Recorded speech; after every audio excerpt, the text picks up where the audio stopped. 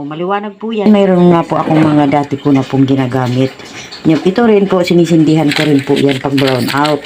Magandang araw po sa inyong lahat. Andito na naman po ang lola ninyo para magbahagi ng kaunting kaalaman. Doon sa mga gustong magtipid lang po ito ha. Disclaimer everyone, doon lang po sa may gusto ang gagawin kong ito. Kung brown out po at wala po tayong magiging ilaw, ito pong para na ituturo ko po sa inyo ngayon ay maaari po nating gawin. Hali po kayo at samahan niyo po ako. Halika dito, cameraman. At ituturo ko po sa kanila. Mag-anon po na ako magsasalamin. Ito yun, may mantika po tayo, asin, posporo, at ito po alam nyo na po yan, cotton buds. At kailangan po ang lalagyanan po natin ay babasagin.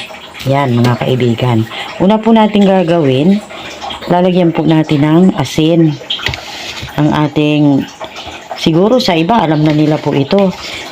Ito po ay pinakatipid pong gagawin natin para makatulong po doon sa gustong gumawa kung wala po tayo ng ilawan.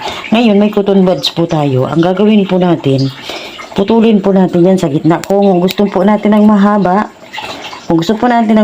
dito po ang putol.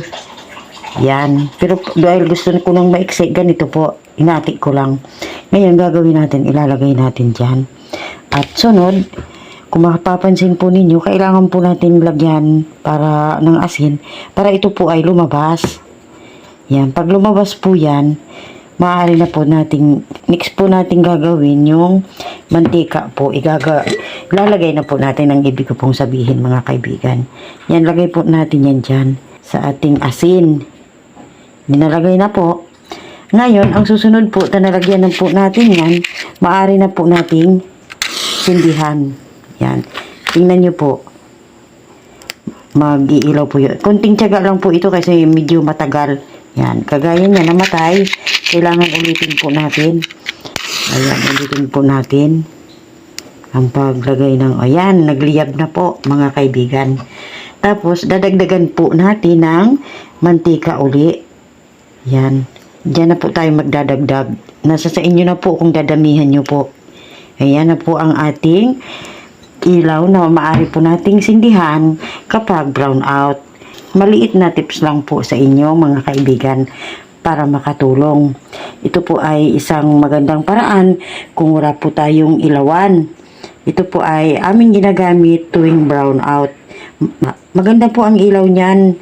Dadagdagan lang po natin siya ng mantika pag wala na pong mantika. Ganyan lang po kadali. Ito po ay counting tips ko po lamang sa inyo na pwede po natin gamitin kung wala po tayong ilaw. Salamat po. Thank you. Bye-bye.